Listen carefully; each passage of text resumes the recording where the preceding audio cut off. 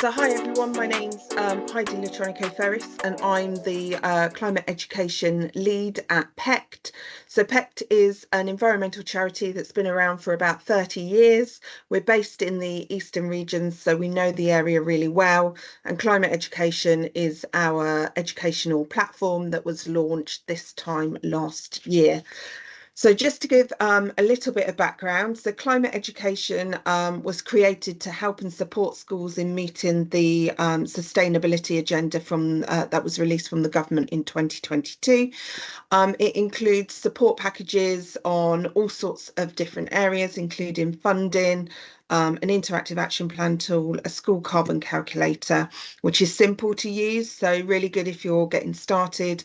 It also updates you on any policy changes and updates and includes lesson plans, resources and training. The system is split over 5 different principles of sustainability. We've kept these headers rather than using the Department for Education 4 pillars, simply because they're a little bit more explicit and we can engage more easily with young people on these agenda areas. But we interlink them with the 4 pillars from the Department for Education, and they're also all mapped to the Sustainable Development Goals as well, so we can start to show what impact that we're having to those national and international goals that have been set. We know that none of these exist individually and that they all interlink with each other, and that's the way that we support our schools. So we look at existing projects and things that children and young people are doing within schools and look to expand upon them into other areas that maybe haven't considered before to enhance sustainability in schools.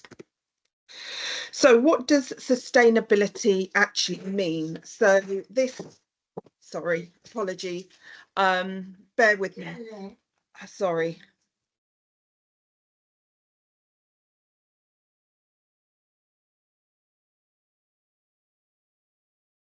So sorry, the joys of working from home. So this is the Great Garbage Patch. Hopefully you've all seen this before. It's not the only one in our world, but it is the largest. It's 3 times the size of France, and the oldest object that exists within this is from 1977. It weighs about 80,000 tons, which is the same as 500 Boeing 747s, and includes 1.8 billion pieces of plastic.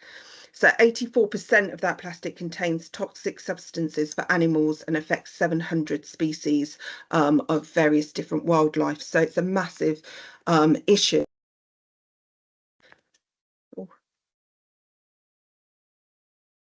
Just like the heat stripes that you've probably seen, we have pH stripes for global CO2 levels in our oceans. So CO2 isn't just affecting life on land, but it's also affecting life below the ocean as well.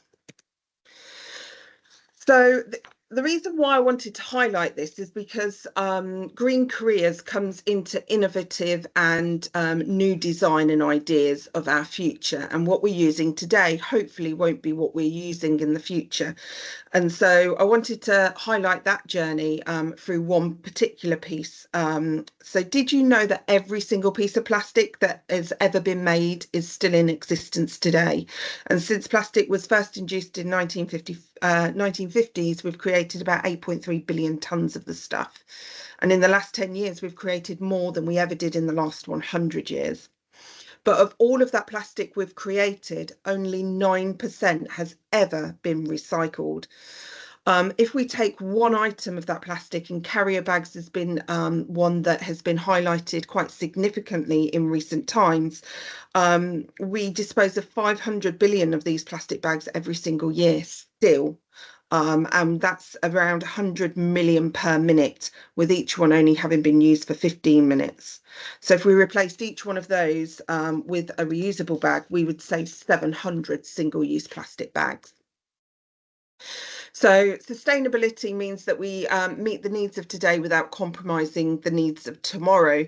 And so looking back at history of how things have changed and how people have been innovative in the past is really important to understand the journey that we're on now and what's possible for our future.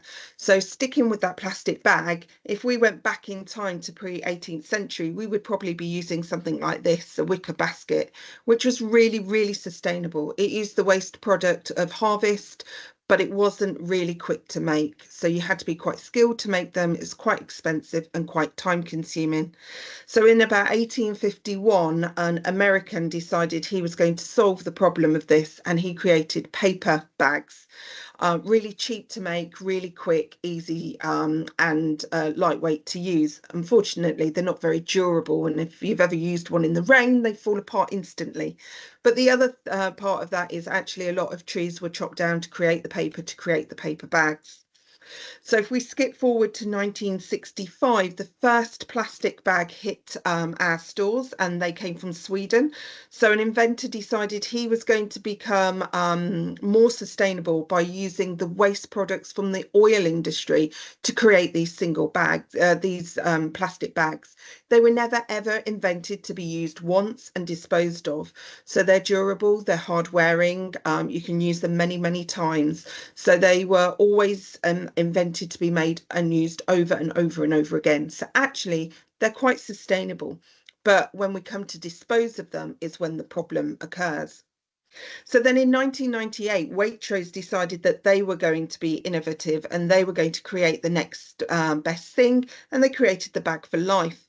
And we see lots and lots of these in circulation today, but actually they're really bad for the environment. If you've ever had one that's broken down, then it breaks down into tiny little microplastics. And remember, every single piece of plastic ever created is still in existence today, and it exists through microplastics. And they estimate, depending on where you live in the world, that we now eat between 8 grams to 287 grams of plastic in our diets a year. So that's now never going away. That is within our diets forever now, because it's in our waters, it's in our soils, which in turn is in our food system. So these are probably very familiar to us in terms of a modern day bag, our cotton bags, and they often have these logos and slogans on them in terms of creating a better environment. Unfortunately, they are one of the worst bags on your screen for our environment. They can't be grown anywhere. Cotton can only be grown in certain countries. Then it has to be shipped around the world. To grow it, we have to use lots of fertilizers and pesticides. And actually, each bag uses 2,700 litres of water to make one bag, which means we have to use each one over 150 times just to make it carbon neutral. So more up to date, we've got these jute bags now. So these are brilliant. These are the best ones on our screen. They use natural resources. They don't have to have anything done to them. That's fast growing, can be grown in lots of different environments. And when you've finished with it, it can compost down right back to nothing, as if it never existed. So lots of people existed within the industry to change just this one everyday item. And if we think about all the everyday items that exist within our world today, then there's a lot of careers and a lot of opportunity in there for our young people and for the next generation. So thinking about those 7 R's of sustainability, recycling should be the very last R that we get to. We should be thinking about repairing things. And we know that there's companies out there now that are designing mobile phones that can have components and parts taken out and replaced and repaired. So you don't have to replace your mobile phone so regularly. Quite expensive at the moment, but as technology evolves, we expect those to come down. We can refuse to keep changing things on a regular basis, so we can use things for a longer period of life, which reduces our consumption and our purchases. We can rethink that design and we can reuse things in a different way. So we saw that with the Beijing Olympics, where they took all the electronics that were out of date and being recycled, and they took all the precious metals out of those to create the Olympic medals that were given out that particular year. So there's lots of different ways that we can rethink what we're doing in the name of sustainability.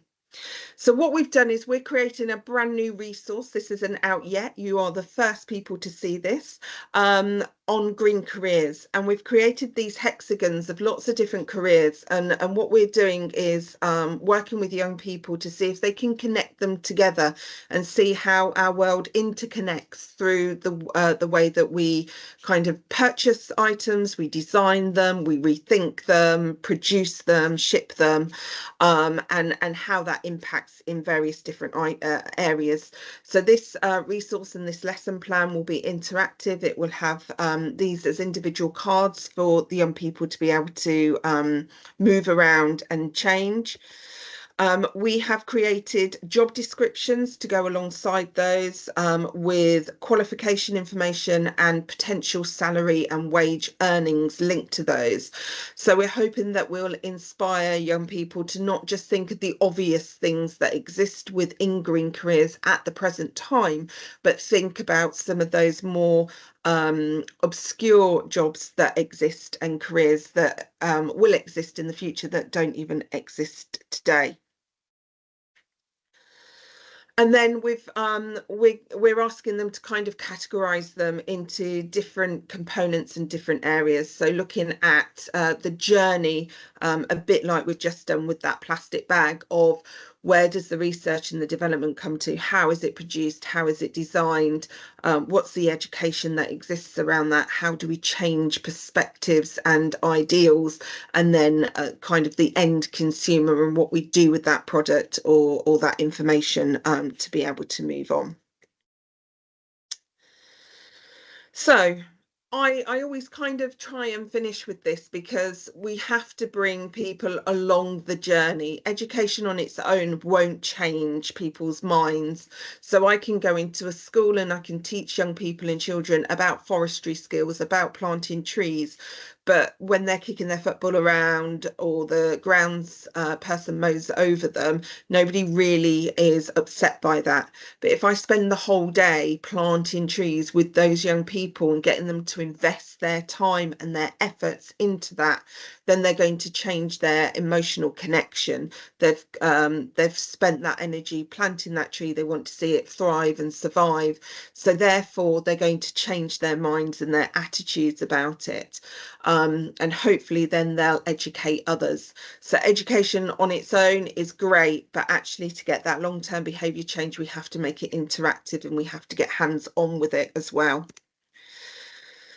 So just to leave you with a comment that we like to say at Climate Education: everything you do, we do, or I do has some kind of effect or impact somewhere. We might not necessarily see that directly. It might not be happening in our country on our doorstep, but it is having an impact somewhere else. So we need to consider that whole journey all the way throughout.